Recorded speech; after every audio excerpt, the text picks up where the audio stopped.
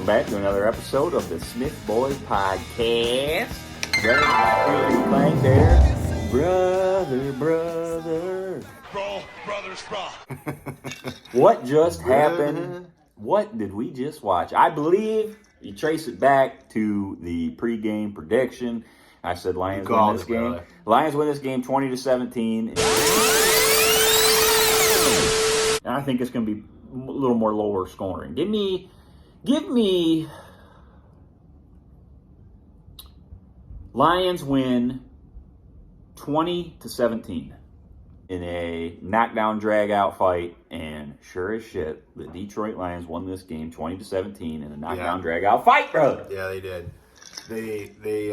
This was a dogfight through and through. The Jets are really good defensively. I mean, there's no ifs, ands, or buts about it. And I thought the secondary of the Jets really was the difference in this game. You know, they took a lot of what the Lions like to do. Brother got the Lions hat on. Yeah, I just, just for a little bit here in this pod, I gotta, hey, 6 of 7. 6 of 7. I mean, who would have thought that? When's the last time Lions won 6 of 7 games? Could be 7 of 7. Yeah. But, Hey. This was a Lions battle. I mean, you called the game to score. I was way off on the score in my prediction. I really thought the Lions were going to steamroll them. Zach Wilson actually kept them in the game. He had some big plays. He stinks, though. He's not very good, but he made some big plays. He made some big throws. He had some guys lucky, made some big catches. He had and some stuff. lucky Yeah. plays, Yeah. some heaves that he was bailed out on, Yeah. but he stinks. I thought the Lions' run defense was pretty good, didn't you? Yeah. I thought that, the Jets couldn't really do a whole lot on the ground. What do you think about Lions' pass rush? I mean, they pressured Wilson. I was saying on that last Hutch had a drive- good game. Houston had a good game. Kaminsky had a good game. That last drive, and Anal Zone had a good game. That last drive, I'm saying, man, the Jets are trying to come down here and kick a field goal to tie it or score a touchdown Right. to win, and it's just like, man, you blitz his ass. Yeah, you know, blitzing. pressure Blitzing. Zach He's Wilson, not good blitz under his the blitz. ass, man. Yeah. He is not good under pressure. He's not accurate as it is when he has time, and then you pressure him, and he's awful. Right. But there was times where they only rushed 3 or 4, or they just kind of set up more of a contain on the outside and just let him stand there. And they picked up that 3rd and 19, which was kind of lucky. I don't know if they were afraid of his legs, him using his legs. I mean, he didn't do that too much. That's just the case of the Lions in general. We've seen it multiple times this year where they've had leads and blown them late, where they just kind of drop everybody back into like a zone coverage, and they don't pressure the quarterback, and they let the guy just sit back there. I think but they finally got pressure, and they won the damn game because of it. Yeah, and I think they kind of knew what they had with Zach Wilson. I don't think they were ever afraid of Zach Wilson. No. I mean, I think maybe more of an athletic standpoint where he could use his legs potentially. Maybe they were afraid of, but that they really contained him in that sense. And then I think when the Lions had the ball, I thought they had some good progress when they were running the ball on early downs. They pick up 6 yards on first down, and then they would kind of get away from that. That's big. Yeah, and I thought they didn't run the ball, or they didn't try to run the ball enough. I mean, I thought that they were just trying to, do what they've done the last few weeks, which is just kind of throw the ball. And Goff has, been 30 of 40 for 300 some odd yards and 3 touchdowns. And that just wasn't going to happen against the Jets. One thing I want to touch on is this was, brother and I, as we've mentioned before, a multitude of these podcasts, is we're a lot of we're 2 Lions detractors for many years. You've said that because of we've seen this too many times. Yeah, with the whole same old Lions routine. Yeah, and we've kind of changed our tune the last couple weeks and kind of, I don't want to say become believers, but we've become supporters. Open to it. Open-minded supporters. To it. To where in the past it was more we were kind of rooting for them to fail just because it was like we knew they were... It was entertaining to watch. It was a comedy of errors. Well, it was just something to laugh at. It was more we knew they were going to fail, so it was like we wanted them to fail so we could be right, almost, And now it's to a point where it's like, today could be the death of the SOL. I mean, I know you mentioned it before a couple weeks ago was the death of the SOL. I think today could be the death of the SOL. Because if there was ever a time to SOL this game away, it was today. Because they had, when the Jets scored that touchdown, you lost faith. Because brother came into this game thinking that, Lions were going to win and punch them in the mouth. And then they were winning the whole game. And brother had, positive mindset they were going to win. But then when the Jets scored, it was like with 4 minutes left, brother melted down. It was like, here we go, same old Lions. Here's the thing, though, is because the second half, I was like, they haven't done shit with the ball all possessions in the second half. I was like, man, this just doesn't look good. Punt return for touchdown is all they had. Really, and I was like, this just doesn't look good.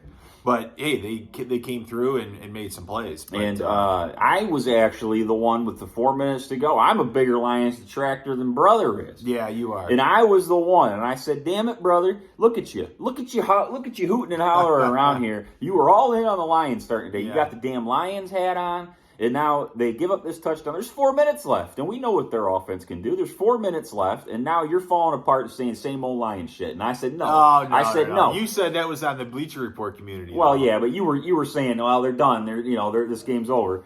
And I was the one saying, no, there's 4 minutes left. I'm maintaining. I'm keeping my energy positive here. We always do the negative energy shit, thinking they're going to SOL it away. Well, I'm going to positive energy, throw it at the TV, and sure as shit, they do Brock Wright, touchdown, brilliant play design by Ben Johnson. And as far as I'm concerned, if you're a Lions fan, sorry to say, but he's as good as gone. Ben Johnson will be a head coach somewhere next year. Yeah. And then you're starting all over again. And then you're probably starting all over again on offense. I don't know. This was a huge win though for Lions. I also take away from this game is as much as we've kind of praised Jared Goff a lot the last couple weeks. Yep. This game today is back to kind of he's when not his limitations guy. hurt you. We're back to like he's not the guy again. Yeah, you can see where he's really limited. He underthrew Jamison Williams on a wide open touchdown. He underthrew 3 or 4 guys out in the flat when he was under pressure. Yeah, he short armed it, definitely lacking. and it's just like and his mobility hurts you. It hurts you so much. It could be a real advantage for you. It could, and it's a real problem. He's played in well. These types of games where it's really tight and like you need a guy to make a play. Yeah, it's like this is where it really shows. He's played well against shit teams like Jacksonville, and the Vikings are a good team with their defensive shit. Yeah, but he played a real team today. He played a real defense. Yeah, and they didn't even have Quinnen Williams, and he was not good. They won the game when he dunked it off to Brock Wright, and they went for that 50-yard touchdown run after. But that was a great play call. He did not look good all game. Goff did not. He look struggled. Good. He struggled. But I think that was as much to do with the Jets' defense as being as good as it was. Jets team went on the road in Green Bay and beat the Packers quite handedly. And that was early on when the Packers were like, I think they were still, I think they had a winning record at this point, and I don't know. They just speaking of going on the road and beating the Packers, that's what you need to do as the Lions is go on the road and beat the Packers here in a few weeks, because winning this game now they are. God, brother, they're 500. They started out 1-6. That's what I'm saying. And they are now 7-7 at 500. That's what I'm saying. And they've gone 6-1, brother, in the last 7 games. They have the Carolina Panthers next week on Christmas Eve. Winnable game. They have the Chicago Bears at home the week after that. Winnable game. And they have the Green Bay Packers on the road. Who are playing for nothing. And Aaron Rodgers, most likely, I would say, probably doesn't even play. Winnable game. You're looking at a good possibility of finishing the season 10-7 after starting 1-6. What the hell, bro? I've never heard of it. I've never heard of that before in my life. I swear to God. I've watched a lot of football in my life, and I've never heard of that. And that would mean, I believe, if the Lions did You've gone 9-1 in the last 10 games. If the Lions did win out, I believe the stat is they have a 90% chance of making the playoffs. That's what it was. That's what we read last night. It was 90% chance of making the playoffs if they win out and finish 10-7. Yeah. What the hell, brother? That's crazy to me. What has happened? Has the Smith Boys podcast changed? I really think that's part of it.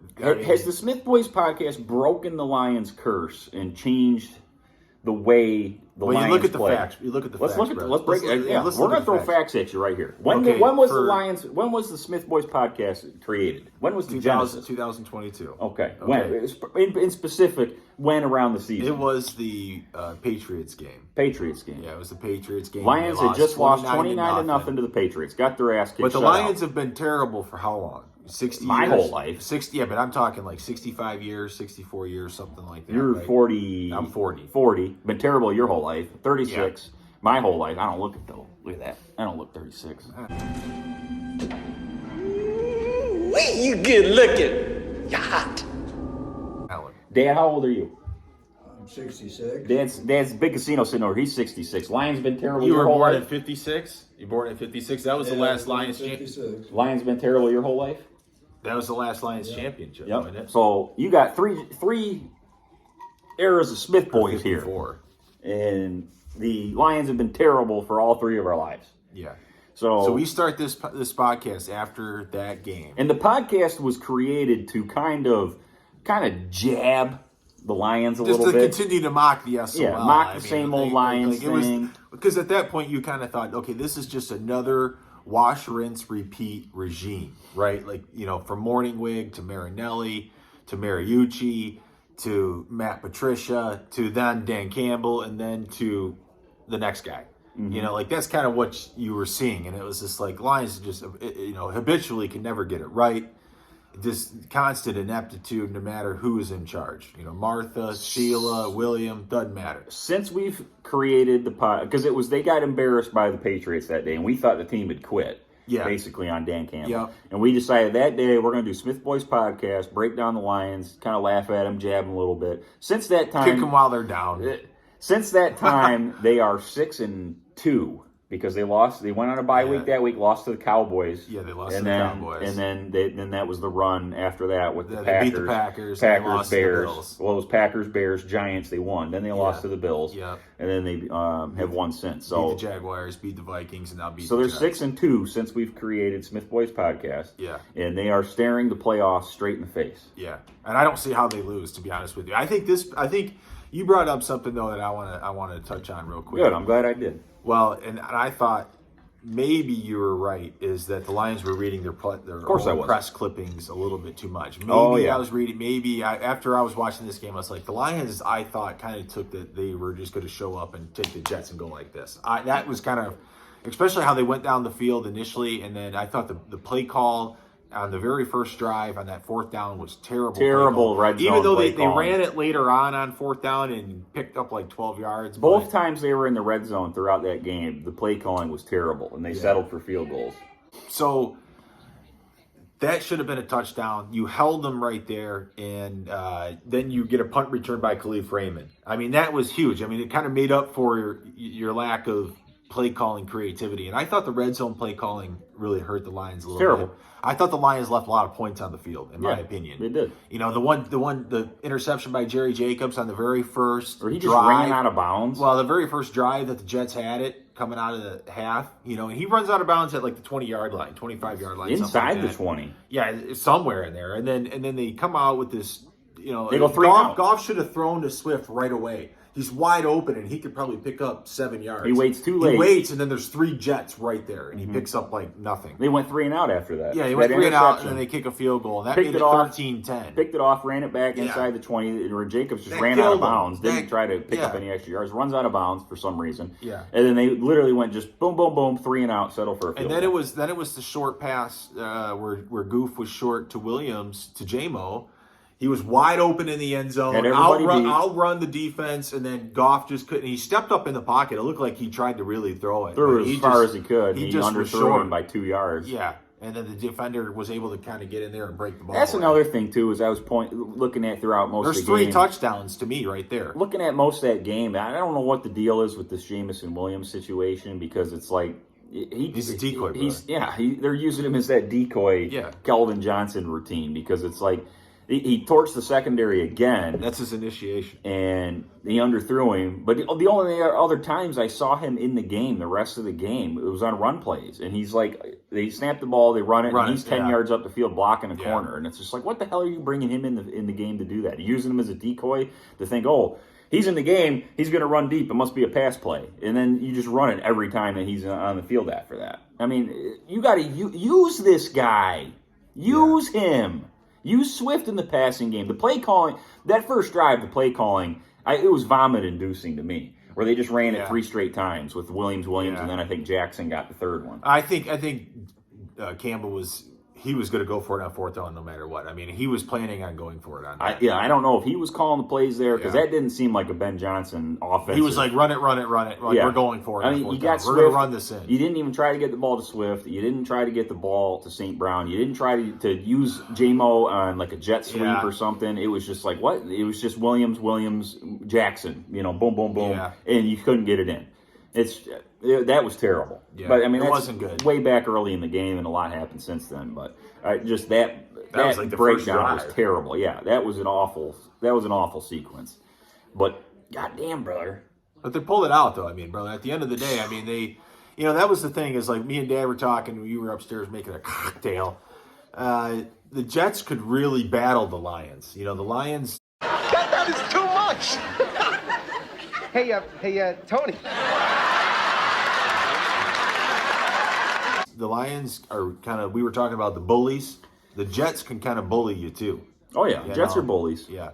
But I thought the Lions offensive line was kind of starting to take control in that fourth quarter with running the ball. And then again, the Lions leaned on it a little bit in that drive and they picked up some first downs, killed some clock.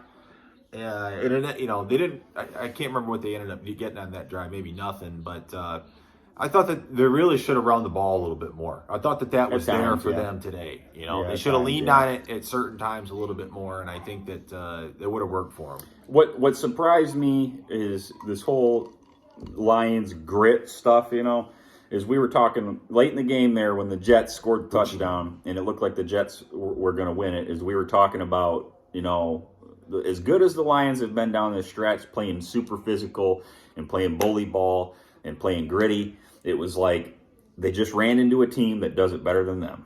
Because it was like the Jets were going to come out on top, and they just stuck in there a little bit longer. Yeah. But they didn't. Yeah. The Lions reached right back down and they took it away from the Jets. Yeah. They went right into the Jets' heart and ripped their heart out, man. They Kalimaed their I was ass. going to say. Galima. That's like Temple of Doom. That's Indiana Shakti Jones. Day. Yeah. कालीमा शक्ति दे बलि चढ़ाओ तेरे आगे स्वीकार करो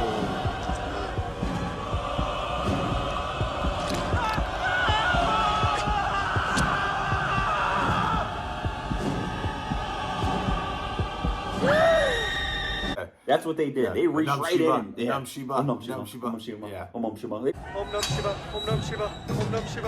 Om Nam Shiva. Om Nam Shiva. Om Nam Shiva. Om Nam Shiva. They pulled their Indiana heart right Jones out of their Temple of chest, Doom. man.